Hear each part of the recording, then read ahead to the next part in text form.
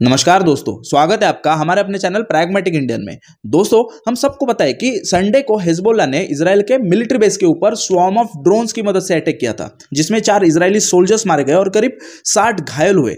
इस इंसिडेंट को हमने लास्ट वीडियो में डिटेल में कवर किया है, सो एक बार आप इस वीडियो को जरूर देखना। ओके, ये जो अटैक हिजबुल्लाह ने इजराइल पर किया, इसमें एक सवाल रेज हुआ था कि क्या इजरायली डिफेंस सिस्टम, जिसे वर्ल्ड की one of the most accurate and reliable defence systems कहा जाता है, इसके बावजूद भी हिजबुल्लाह के ड्रोन्स ने इजराइल में कैसे एंटर किया, यही जानेंगे हम इस वीडियो में। So without wasting your more precious time, चालू करते हैं हमारे आज के सिंप्लीफाइड को। लेकिन इस वीडियो को चालू करने से पहले हमारे चैनल को जरूर सब्सक्राइब करना, ताकि ऐसे और भी इंटरेस्टिंग एनालिसिस आपके प्रिपरेशन को और सॉलिडिफाइड करने में आपकी हेल्प कर सके।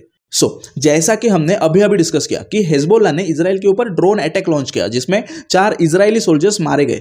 जो ड्रोन्स हिजबुल्लाह के द्वारा यूज किए गए, इसमें मिरसाद 1 या फिर अबादिल टी का समावेश था।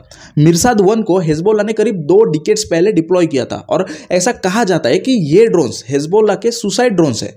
अबादिल टी को मुहाजिर 2 मॉडल के ऊपर डिजाइन किया गया है। इसकी टॉप स्पीड 370 किलोमीटर पर आवर्स है, और ये 40 केजी एक्सप्लोजिव्स को एक साथ कैरी कर सकता है। इससे हमें यह अंदाजा लगता है कि ये ड्रोन्स कितने पावरफुल है। और एक बात, मिरसाद 1 करीब 3000 मीटर तक ऊपर उड़ सकता है। यहां पर हमने अभी मुहाजिर 2 मॉडल का जिक्र किया, एक बार हम इसे भी समझते हैं। क्वार्ट्स मुहाजिर एक Iranian single engine tactical UAV है, जिसे क्वार्ट्स एविएशन इंडस्ट्री कंपनी ने बिल्ड किया है। मुहाजिर 1 को ईरान इराक वॉर में बैटलफील्ड सर्विलेंस के लिए यूज किया गया था।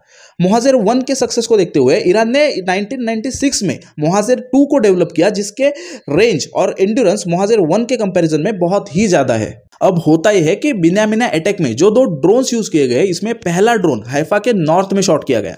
इजरायली प्लेन्स और चॉफर्स सेकेंड ड्रोन के बाद निकल पड़े, लेकिन उन्होंने भी अपना ट्रैक लूज किया। इन सब में होता है कि 2 ड्रोन शॉट ऑफ होने के बावजूद भी सायरन नहीं बजता है, जिससे इजरायली डिफेंस सिस्टम के ऊपर सवाल खड़ा होता है। अब अगर हिजबुल्लाह के ग्रोइंग ड्रोन पावर को देखें, तो देखो, इजराइल और हिजबुल्लाह के बीच कई सालों से ड्रोन वॉर चल रहा है। इजरायली डिफेंस सिस्टम को कवर अप करने के लिए हमेशा से ही हिजबुल्लाह ड्रोन्स का यूज करता रहा है।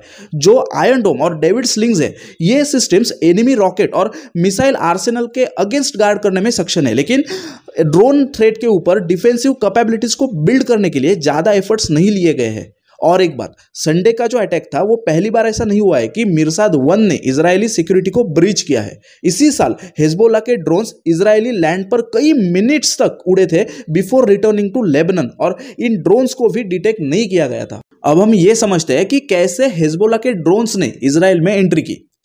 हुआ यह है कि हिजबुल्लाह ने सबसे पहले बैरेज ऑफ रॉकेट्स को नेहरारिया और एकर, जो नॉर्थ इजराइल में लोकेटेड है, इन टाउन्स में फायर किया। इससे हुआ यह कि इन रॉकेट्स ने इजराइल के एयर डिफेंस सिस्टम को इन इलाकों में एंगेज करके रखा। इसके बाद उसी वक्त स्वॉर्म ऑफ ड्रोन्स को लॉन्च किया गया, जो without any detection by radars Binyamina में घुस गए और गोलनी ब्रिगेड्स के कैंप को हिट किया। यहां पर समझने वाली बात यह है कि एक टेरर ग्रुप दुनिया के स्ट्रॉन्गेस्ट डिफेंस सिस्टम को बहुत ही सटीक तरीके से मात दे रहा है, और जो हिजबुल्लाह पहले ईरान में ड्रोन्स पर निर्भर था, वो अब खुद के ड्रोन्स को मैन्युफैक्चर कर रहा है। और एक बात, ओवर द इयर्स हिजबुल्लाह की drone power strength to strength बढ़ रही है, और इजराइल को भी इसे डिसमिस नहीं करना चाहिए। एनीवेज, अभी के लिए इतना भी। आपको कैसा लगा कमेंट करके जरूर बताना, और ऐसे ही इंटरेस्टिंग एनालिसिस के लिए हमारे चैनल को जरूर सब्सक्राइब करना। तो मिलते हैं अगले सिंप्लीफाइड में।